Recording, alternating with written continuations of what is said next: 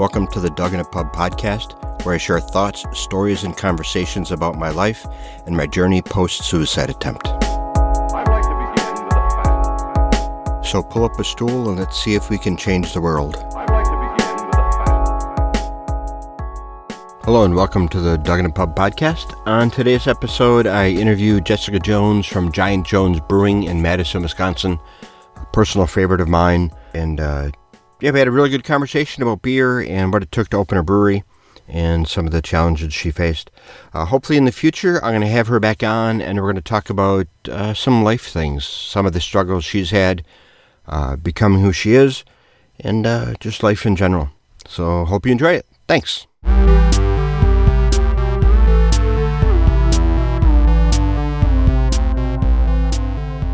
Just wanted to give you a heads up. On the first part of this interview with Jessica, the sound quality is a little off. This is my first time I took my podcasting rig remote. Had some settings set wrong, but it picks up and gets better after there. Thanks. Beers for everybody. Yeah. So, I don't know if you want to introduce yourself and just kind of tell people who you are, and then we'll kind of go from there. Sure. I'm Jessica Jones. I'm the brewer and co-owner of Giant Jones Brewing Company in Madison, Wisconsin. Excellent. So, how did you start brewing beer? At what point did you go? I mean, were you a home brewer first, and then decided to make the leap into trying to sell it? Yes. I've been around brewing my whole life. My dad was home brewing. Actually brewed his first batch when I was gestating. Oh, wow.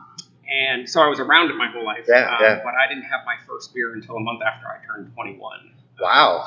Yeah. I mean, I had, sniffed it and had like tiny tastes and just was not interested. As a kid, it wasn't for my palate. I'd rather drink, some sugary soda or whatever, stuff that I couldn't even fathom touching now. Yeah. The way life just shifts on you. Yep. And it was also seeing the way that my contemporaries were consuming beer when we were in high school and early in college. Yeah. I was just uninterested in that sort of loss of control. Yep. And mostly I was just afraid of things I would do losing control like that. So I just stayed away. But after I was 21, I met a friend out and tried a beer and it was Line & Kugel's Honey Weiss, because the choices were Miller Lite and Line & Kugel's Honey Weiss. I'm like, I said, "Oh, what are you drinking?" And he's like, "Oh, I've got the Miller Lite." I'm like, I smell it. I'm like, "I'll have the other one." Yeah. Whatever that is. And it was the Honey Weiss, and it was palatable. I wasn't offended by it. And then a couple days later, I was at the grocery store and I picked up a 6-pack of Three Floyd's Alpha King, just because the little guy on the side of the 6-pack was leapt out at me. So I grabbed that and had one that evening. I was like, "Oh my gosh, this is what beer can be." This is what beer can be. Yep. And I called my dad and I said, "I'm coming home next week. We're going to make beer." All right.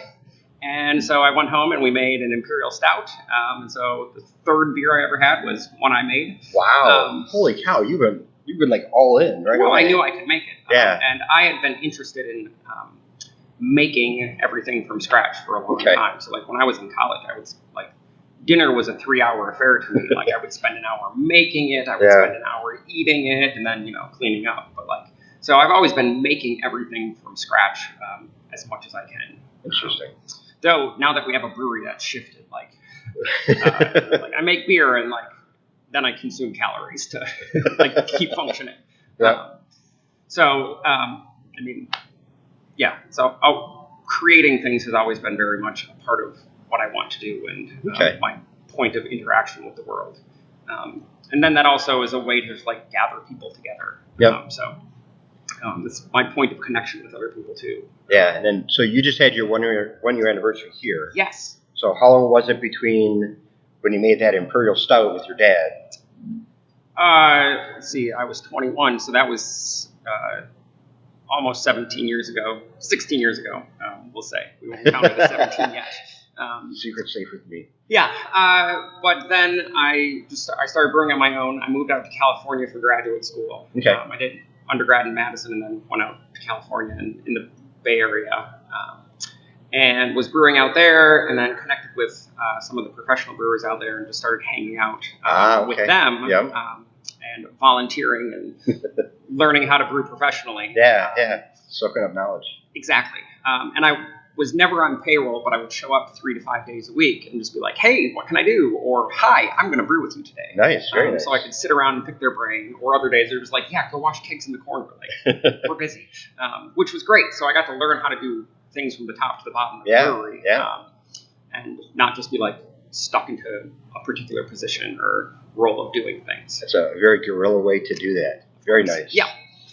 There's lots of knowledge out there, and there's lots of ways to it. And what I found is most brewers really like to share what they know. Mm-hmm. It's rare that I've seen two brewers get together and go, well, no, you can't come in. You can't look behind this curtain. It's like, no, you got to see what this thing. I'm trying this new thing, or I've found this way to get this weird flavor or something. So it's really cool that they were doing that with you when you're out there. Come on, let me show you how this works and all that works. There are a few industries that I've seen where there's that sense of community, and I know you've seen them do that as other breweries have come to town. I've seen on your Facebook page, you go out and you meet them and you interact with everybody. That's one of the things I've really liked about you and Giant Jones is your interaction with the community, and not just beer, but just some of the when you had the one beer I can't remember the name of. Incredible Paleo.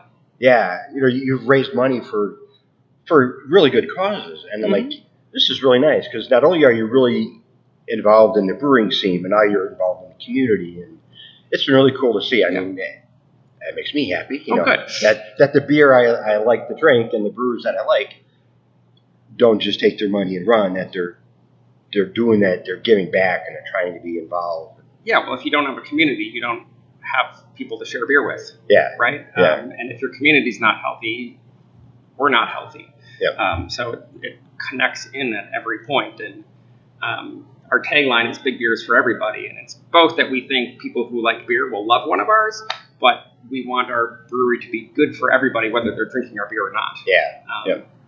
So we use this as a platform to steer funds to things, but also to raise awareness of causes that matter, and just to be better stewards of the bit of existence that we have.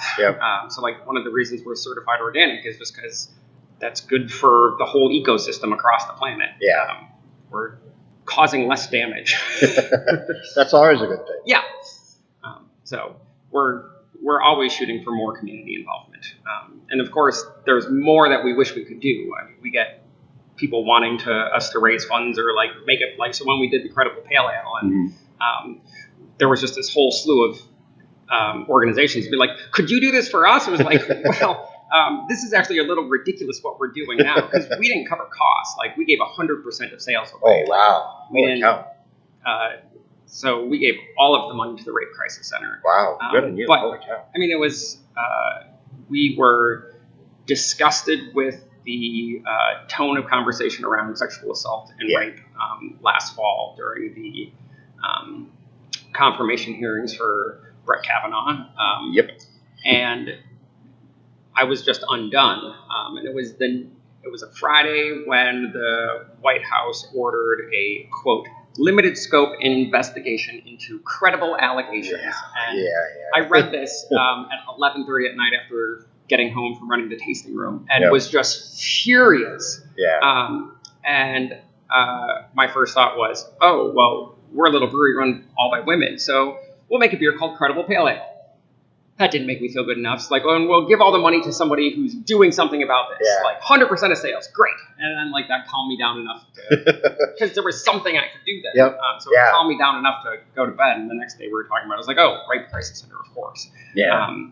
And then as soon as there was tank space, like we made it and just ran with it. And we did 100% of sales because there's no halfway statement on rape. Like it's bad. Right. So like, that's just an all-in statement. It has to be. I didn't know you did 100% of sales. That's something. It's not a lot of people do that. No. They go, I'll give you all the profits, or I'll give you like 80% of the profits. Right. Like, wow, 80% of the profits. Yeah. Keys profits. If your profit margins are low.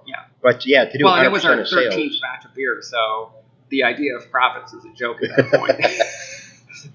Well, I guess how are you guys doing? Are you guys Are you guys above profitable now? Are you self-sustaining or? The brewery's been paying its bills itself all along. Okay, that's good. It started paying our labor to a degree in April. So, it's all sorts of incremental things. And then you realize, oh, we're at this level, and it just keeps going. And so we're nearing the point where hopefully we'll be able to bring in some additional staff. Yeah, that was my question. Yep. Will be huge.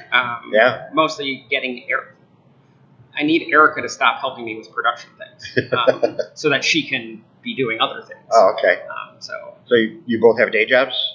No. So I've been in on this full bore since September 1st, 2016. Oh, wow.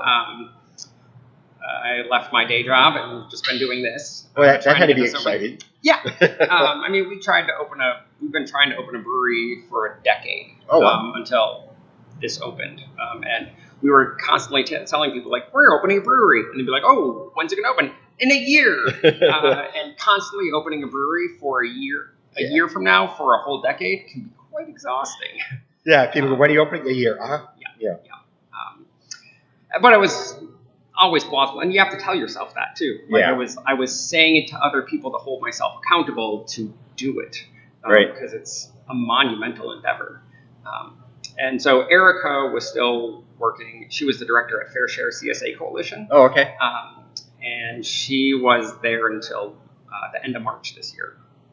So having her step away from that and be here was a real game changer too. Yeah, well, Pat, I can't imagine it'd be scary. I ran my own business for 6.5 years, and I sold that to one of my suppliers after 6.5 because I couldn't do it anymore. I mean, the health insurance and 2 kids, and I was the only one making money for the family, and I'm like, and my margins were, when I started my business, my margins were at 50%.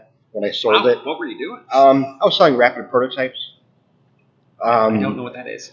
Like if you're making new headphones and you want to see what they feel like or look like, I would make like 1 or 2. Okay. So then they could play with them. Got it. And with the technology, 50% margins were pretty reasonable. Yeah. And when I sold it 6 years later, if I was getting 10%, I was doing pretty darn good. So as those margins dropped, I'm like, I'm out. I got to work for the man again. Mm-hmm. But yeah, and, like I said, the first time I came in, I had 2 of your beers, 2 or 3 of them, just little samples, and I was like, okay, yeah, this is someplace I need to tell people about. Oh, good. Made me happy. There's some really good breweries in Madison. Yeah, it's a great scene. But probably the first one I really fell in love with was Next Door. I mean, I like Ale Asylum. They have some good beers. Carbon 4 is good if you like those really hoppy beers. That's where they kind of live. But I'm always been a big fan of the darker, real high ABV beers. Oh, yeah. That's funny. There was just a guy who was at a beer festival, and he got drunk and punched people. Oh. And it's in England, so his solicitor's like, well, they were serving beers at 7 and 8, 9% ABV, and I'm like, those are like warm-ups. Yeah. And I'm like, you're blaming it on the beer. That's why he punched people. I'm like, but it's not a lot of people play in the world of high ABVs. Right. So we play in a lot of worlds that people don't. So really, the reason we're doing these big beers is because everything's certified organic, and this was the way that we figured we could make organic work. Oh, okay, yeah. Because our ingredients cost more, especially our hops. We were paying 8 times more for hops than most other breweries. Wow. And their sourcing is excessively difficult for us. And we, speaking of margins, we can do better margins on these styles of beers. So we sell everything in a half-liter bottle, 500 mils, 16.9 ounces. And that's the size that people will accept as a single, and especially for barley wine, double IPA, Grand Stout, Grand Porter. And we can absorb that organic markup that way. Okay. But if we were grinding out 6 packs of pale ale, we would have to pay the extra or pass the cost of organic onto consumers. Right. And then we're grinding out 6 packs, and they're going to be $14. People don't want to pay $14 for a 6-pack of pale ale. Not a lot of people do that, no. Right. So we couldn't figure a way to make standard beers work. And it's not like your price. I mean, the first time I was in here, your prices are for the beers you get. Yeah. I have no problem paying your prices at all. I paid much more. Oh yeah. For beers that were nearly as good. Right. I mean, so like our whole thing is like we're not trying to. We want to make a premium product that's accessible. Right. So I mean, that's our whole thing is that we want it to be accessible to everybody, and so we're not looking to maximize our margin. We're just creating beers that people can get to, which is part of why we do the half-liter bottles too, is because then it can be priced at around $5 to $6 per bottle, depending on the store, instead of $9 to $12 if we were doing bombers or 750 milliliters. Right. Right.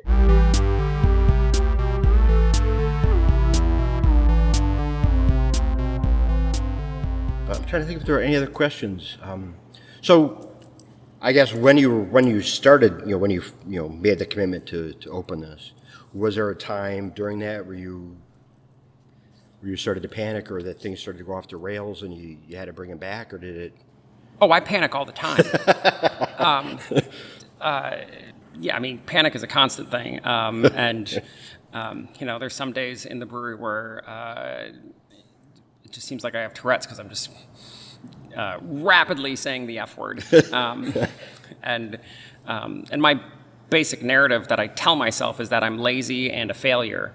And I'm always trying to recognize that these things aren't true and tell a different story about myself to myself. But doubting myself and thinking that we're crazy for doing this is sort of a constant. But we didn't really we didn't make a commitment to open a brewery. We had to open a brewery. Oh, okay. This was just a foregone conclusion. And I don't think it was even a gradual one. It was just yeah, we're opening a brewery, of course. Wow. And so we just started trying to find a way to do it. And so this was our third attempt. We had 2 other attempts with business partners that didn't work out for one reason or another. And the second time that happened, we're just going to do this ourselves then. Wow. And I think this is the best brewery that we tried to open. I mean, partly because it's the one they opened. So the other ones never made it this far? Oh, no. Never made it to making beer? No. And partly it's because we've always been committed to being the ones producing it, actual producers. There's a whole world of contract breweries out there that are brands that just pay someone else to make their beer. And I know a lot start that way. They get the recipes from their homebrew kit and they give them to somebody to contract brew, try to build a market. Right. And once they have a market, then they find a hole to put a building in or a brewery in. Yeah, or just a tasting room, and it's I'd seen it was partly my need to create, but also to have what we're doing be fully connected to the people that are participating in it. So our space, there's just a guardrail between the tasting room and the brewery because I wanted people to feel like they're actually being at the brewery. Right. And our model isn't really based on the tasting room. Our model is bottles around town and then keg sales and then the tasting room. Yeah. But we wanted people to be able to interact with the brewery, not just a bar that's behind a wall from the brewery. Right. So it's this integration and connection is the important part to us. So we didn't want to end up trapped as just having a brand and being salespeople. And for me, I don't really want to be a salesperson. I want to be producing. Right. But my partner Erica is really interested in running the business side and connecting with other businesses and that's good. Getting the beer out there. Yeah, I mean makes a good partnership then. We are ridiculously complementary partners. That's very good. That's very good. It's a good thing to find. Yeah, it's the same way with Brett and I. We just fit. Yeah. It's just you always hear things. Your relationships take work, and this. It's we haven't hit that part yet. We've been dating 8 years, and we're waiting for when do we have to start working hard? Because so far it's been coasting. Yeah. It's just when you click and you click. Yep. So it's great that she's willing to do some of the business stuff, and you can just do the creative beer stuff. So that's awesome. And would you say you did 7,000 bottles last year? Yeah, just over 7,000 bottles, and those were filled one at a time with a handheld counter pressure filler. Now I could do 4 though. You got the new kit, right? Yeah. So it was taking us 2 hours to do 9 cases. We were doing 4.5 cases per hour. Oh my goodness. 12 bottles per case. Wow. And now we're doing 12 to 15 cases per hour. Wow, it's still that's nice. it's still manual counter pressure, but I'm Yeah. able to manage 4 bottles at a time, Right. Because I'm not holding the unit. So it's been a huge improvement, and each time we do it, we are able to do more bottles. Yep. So we did 56 cases on Thursday, which was the most we had ever done in one go. Wow. And it took us 4.5 hours or something like that. Wow. 4.5, 5 hours. So that was major improvements. Yeah, a little bit. So you did 7,000 bottles last year. How much beer did you actually make? These are things Erica knows. We did. I actually have no idea. I think. No idea? Yeah. So I guess 30 batches or so. from a capacity standpoint, think about the amount of beer you did last year compared to what your capacity. If you ran as much beer as you could or felt comfortable doing, Yeah. where would you guys be? I would be brewing every week 3 times. And that'll get us to about 1,500 or 1,200 barrels per year. 1,200 barrels per year? Yeah. I'm like, you're just like, I don't even know. You don't know the answers yet when you were. No. Erica wrote the questions. We didn't know the answers. I mean, the only question I knew the answer to was how many pounds of baking soda it took to clean the ceiling. We shot 1,250 pounds of baking soda at the ceiling to clean it. Oh my goodness. Yeah. So there had been a drop ceiling at 14 feet in here. So the previous tenant had a call center in here. Oh, okay. So Didn't like know they that. had glued carpeting to the floor, put in a drop ceiling. Oh, man. All sorts of abysmal stuff. But we knew that there was this 100-year-old wooden barrel roof up there, or ceiling. And so we had just seen it through missing tiles in the drop ceiling. We're like, oh, cool, 100-year-old weathered wood. Well, once I got the grit, I tore the drop ceiling grid down myself. And, then once I got up there on the scissors lift, I was like, oh, that's not weathered wood, that's diesel soot, because this had been a bus garage and then the Greyhound station. And according to the Department of Agriculture, Trade and Consumer Protection, who I have a brewer's permit through, I have to have smooth, cleanable, light-colored floors, ceilings, and walls. Oh, wow. And diesel soot brown is not clean, nor is it light That colored. had to be fun cleaning that. Yeah, so it was basically like sandblasting, but it was baking soda, and it's sort of granular, like kosher salt. Oh, okay. And so you shoot it from a few inches away at the surface, and What, took like an afternoon? 140 hours. Oh, Lord. Wow. Yeah, and we were just covered in baking soda and soot and a little bit of wood, like the... Oof. Yeah. So that was one of those cow. adventures during opening. It was like, oh, so this is another part of the project. Great. We can't afford to have anyone do this. We'll just do it ourselves. Yeah. Figure it out. Yeah, sweat equity, man, right? Yep. I was way off on that number then. I remember that's the one answer I remember putting was that number. And I think like 300 or 400 or something. Yep. No. 1,100 pounds. Wow. Yeah.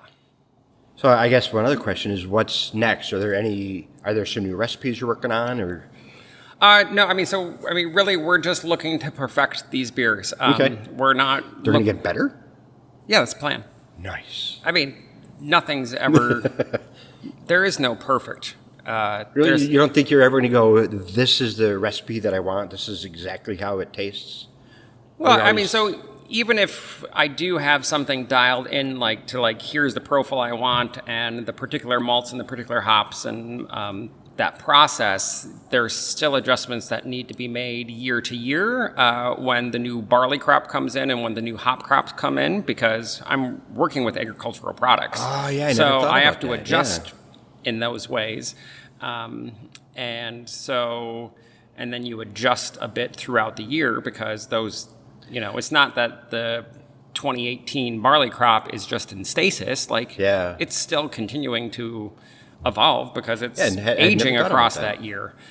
Same with the hops, that are picked and processed, right away are different than when that season is running out and the next season is about to come in. Yeah. So there's always bits of adjustment. So like the first batch of porter this year, it was a bit more herbal, the way the new crop of hops presented there. Okay.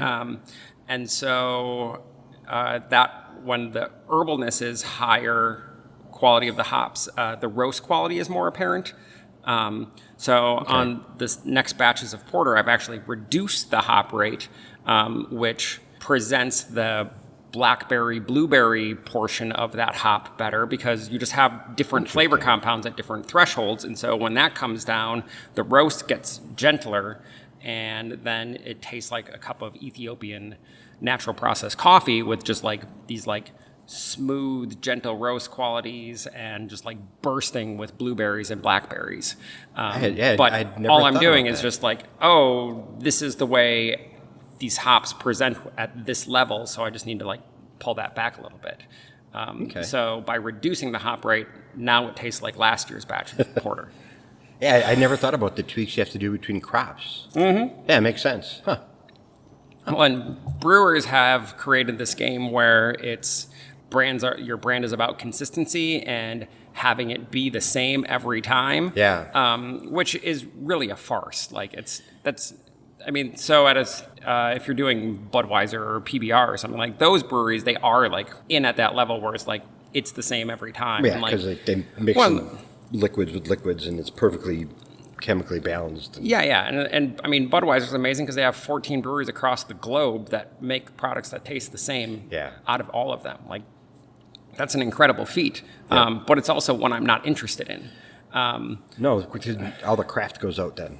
Right. So whereas winemakers, they take an agricultural crop and they just say like, this is the Riesling from our winery, 2014, 2016, and like you just expect those variations. You expect some level of consistency or, what you expect of quality from that winery, but there's variation, and and I'm really comfortable with that variation. Yeah, and so am I. I mean, it's I know there's been a lot of talk. The one brewery I'm thinking of is Brewdog, is where when the people from the UK come to the States and have the same beer, but one brewed in Scotland, one brewed in the States. Yeah. Wow, why aren't they making it like this? It's better in the States than it is in the UK, so they're trying to get them in the UK to change the recipe to match. And it's like, it's not just a recipe. It'd be different if it was just, a cup of this and a cup of that and you mix them together and instead use 7/8. But yeah, they're talking about changing the hops and shipping hops back and forth across the ocean to try to get this matched. And yeah, so people are like, bring me some of the beer from the States that's made at that, because we like it better than the stuff they make here. Sure. Well, just moving beer changes it. Yeah. Right? I mean, so anytime beer is transferred or moved or changes temperature, like, it's shifting. Yep, or, light and dark. I remember I used to be really against beer in cans. Sure. Because, it's got to be in a bottle, because that's how we were taught. Good craft beer people like beer in bottles. Yep. And then I started to read about the science of, a dark bottle or a can and the difference of what the light does to the beer. And I'm like, okay, I can drink beer out of cans now. Now I understand the science and the thinking behind it. Yeah. Well, I mean, there's always a trade-off. Yeah. Right. I mean, so the best way to have beer is out of a keg, really, because the keg is infinitely reusable. And the oxygen pickup is basically zero. I mean, it's 1 or 2 parts per billion, maybe. And it's completely dark, generally kept cold all the time. As soon as you're going into retail packaging, there's a compromise. There's oxygen pickup of different levels, and each have their pluses and minuses. And and most of them are disposed of after a single use, which is highly problematic. And so the thing that I'm chasing right now is figuring out returnable bottles. And I mean, it's both sourcing them initially, but also the system for getting them back and partnering with retailers on wanting to be part of that, and deposits and cleaning them. And I mean, it's complicated, but it's the only responsible thing to do as far as I'm concerned, because anytime that we're creating waste, we've got a problem. Right. Right. So what I really want to do is figure out having the labels printed directly on the glass with a swing top, so that there is no waste coming from our bottles. Oh, okay. Because even caps are, I mean, most people are throwing their caps in the garbage.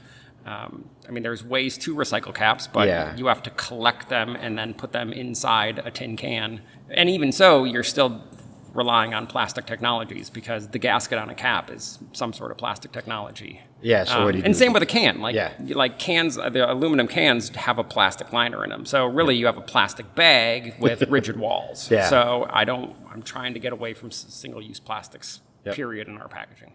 Yeah, I know there's a new style of beer keg. What's it called, a key keg? Yeah, well... That's supposedly more reusable than some of the other ones, I think is... Or is it, no. Do they throw them away? Is that what Key it is? kegs are plastic kegs that They're disposable. single use. Okay, it's the other way They're around. one-way kegs. Okay, No, one-way no. kegs. No, a standard keg is stainless steel, infinitely reusable. Okay. They come back to the brewery and you clean it and refill it. Okay, I misunderstood that then. I thought they were trying to move to key kegs. So they there's- must be cheaper for the breweries to use? 'Cause they I can mean, dump them? so you don't have to track the keg. You don't have to get the keg back. You don't have to clean the keg. I mean, it takes Okay. out some steps, Yep. and they're cheaper upfront costs. You know, Okay. like you pay a couple bucks for that plastic keg. Yeah. So they're just 20-liter soda bottles, basically, Okay, interesting. right? 20 or 30-liter bottles, just similar to like what you would buy a big bottle of soda in. But they're one way and then supposedly recyclable. But as we're all becoming well aware, like recycling's made up and has never been an actual thing. No, we put it in piles and we ship it to China, and China's starting to say, we don't want it anymore, so now we're... Well, and they've huge portions of it have been landfilled and incinerated. Yeah. So, the amount of things that we put in the recycling that have actually ever been recycled is negligible. Yeah, first time I found that out, I was just stunned how little of it actually turns into other products. And I'm like, wow, we've been sold a bill of goods, but like a lot of things, out of sight, out of mind. Well, I don't see it anymore. It must be taken care of the right way. Right. Not so much. So is there anything else you want people to know about Giant Jones or your beer, or, I don't know. Where do they find you on Facebook, the internet, all those kind of things? I mean, we're on the Face to Inst tweets, all those things. Erica mostly manages that now. Okay. I mean, you can find us at the Tasting Room Thursday, Friday, Saturdays, 4 to 10. Okay. And it's Erica and I behind the bar. Like, we're a two-woman show. Yep. It's one of you has always been here every time I've been here. So If we're not here, we're not open. good point. Good point. So, and like, I mean, 2 weeks ago, I hurt my back, and like, it was really problematic because if I'm injured, like, production isn't happening. And, Yeah. so we finally figured out what the problem was. It was actually the way I was using the new bottling equipment, like Whoops. just overusing my muscles in the wrong way. And Yep. so I actually fixed it by bottling a whole bunch in a more ergonomic way. Oh, okay. I mean, we're at little independent neighborhood liquor stores and retailers and local bars and restaurants. We figure if it's important that it's produced by a small independent producer, it's important that it's retailed by a small independent retailer. I agree with that. Where you won't find us at major grocery stores or chain liquor stores or chain restaurant. Like I'm not interested in doing business with them. That's Right. not what makes our communities interesting. Yeah. So I don't need to. If my brewery is going to be smaller because of that, I'm super fine with that. Well, and we don't have a growth model. Like, this is not a capitalist endeavor. Like, Yeah, I really didn't think you had a growth model. No. Talking to you, it seems like you're pretty comfortable with where you are and where you fit and what you're doing. And, Well, I mean, we're planning to get 3 more fermentation vessels. So right now we have capacity for 400 to 500 barrels per year. Okay. And we're actually on track to be pushing that for this year. And we're going to add 3 more fermentation vessels that are twice the size of the 3 we have. Oh, wow. Which will get us to about 1,200 barrels of capacity. Nice. Very nice. And that's for the Madison area market. Well, it makes me happy. Yeah. So Me too. And like, that's where we want to be in. It'll allow us to have some employees that we're paying real wages to. So like, we don't do tips here. We'll pay real wages. Excellent. Which is making it slightly more difficult to bring on additional staff because I'm not going to hire someone unless I can pay them for real. Right. And I can guarantee them a wage they can actually live on. Yeah. So, I mean, as far as I'm concerned, $20, $25 is the minimum hourly rate that anyone should be paid. Yeah. And they should know what they're going to make when they come to work. It shouldn't be tip-based. And so, like, we don't take tips at all. So, like, there's not even like, oh, like, you can tip and, like, we'll give it to charity or something, because that doesn't disrupt the system enough. Right. Because, I mean, the tipping system is an outgrowth of slavery becoming illegal. It was like, oh, we don't own you anymore, so we'll just pay you if you do a good enough job. Yeah. And that's the roots of it. And it was also, and the other roots of it is flaunting your wealth and just like rubbing classism in people's faces, which are all problematic things. And mostly it still functions in these ways. Most of the people working for tips are not at high-end restaurants where they're making a really good living. They're, at Denny's or IHOP or something, just like maybe making minimum wage. Yeah, once you had tips in, they're squeaking it.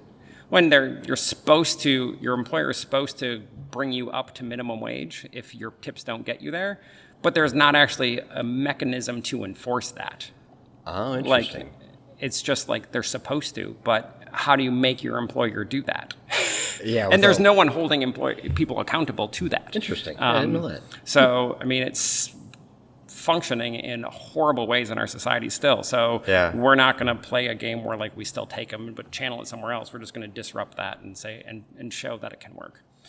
Okay. Well, excellent. Well, thank you very much. I You're appreciate welcome. it. Yeah. Really appreciate the beer. I appreciate your time. And You're welcome. So yeah. Thanks for doing this. Sure thing.